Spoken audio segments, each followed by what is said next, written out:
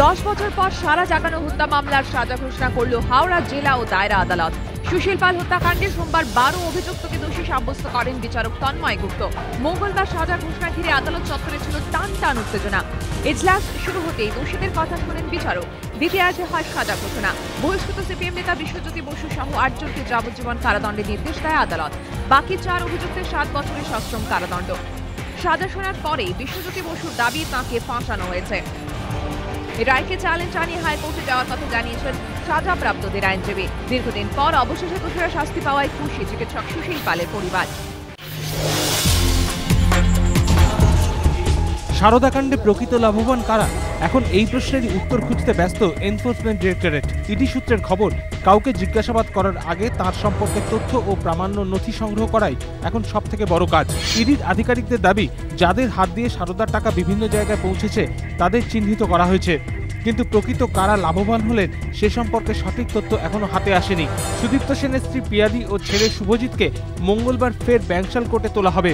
এর আগে সোমবার রাতে পিয়ালি ও শুভজিৎকে ডাক্তারি পরীক্ষা করাতে বিধাননগর মহকুমা হাসপাতালে নিয়ে যাওয়া হয়। সূত্রের খবর, ধৃতদের আবার নিজেদের রিমান্ডে নিতে চাইবে ইডি, কারণ 5 দিন হেফাজতে থাকলেও জেরা শেষ হয়নি। বেশ কয়েকটি জায়গায় এখনই তল্লাশি বাকি। হলদিয়া বন্দরের কাছে চীনা জাহাজে দুর্ঘটনা। কয়লা খালাস করতে গিয়ে বিষাক্ত গ্যাসে অসুস্থ হয়ে মৃত্যু হল 2 চীনা জাহাজ কর্মীর। হলদিয়া বন্দর সূত্রে খবর, সোমবার কয়লা বোঝাই চীনা জাহাজ টৌসু 3 হলদিয়া বন্দরের কাছে স্যান্ডহেডে নাব্যতা বেশি থাকায় সেখানে এসে দাঁড়ায়। জাহাজে 60,000 মেট্রিক টন কয়লা ছিল।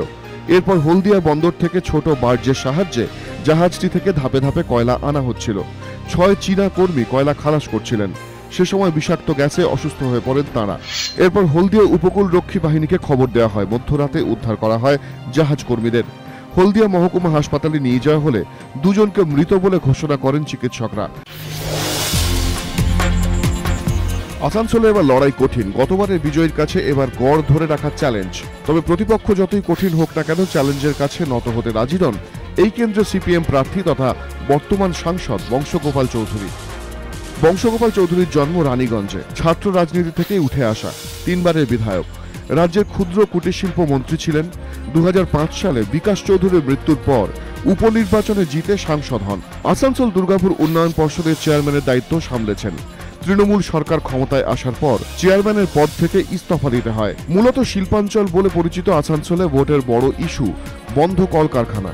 বিরোধীদের অভিযোগ, ক্ষুদ্র কুটির শিল্প মন্ত্রী কিংবা সাংসদ হিসাবে শিল্পোন্নয়নে কোনো পদক্ষেপ করেননি বংশগোপাল চৌধুরী। এছাড়াও রয়েছে অবৈধ খনন, ধস এবং পুনর্বাসনের ইস্যু। আসানসোলে প্রচুর সংখ্যক হিন্দিভাষী মানুষের বাস। এবারের লোকসভা ভোটে এই কেন্দ্রে বিজেপি প্রার্থী করেছে গায়ক বাবুল সুপ্রিয়কে।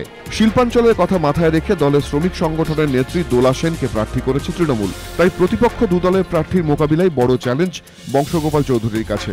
এই পরিস্থিতিতে 2 বারের সিপিএম সাংসদ তৃতীয়বারের জন্য দিল্লি যাওয়া নিশ্চিত করতে পারেন কিনা সেটাই দেখার।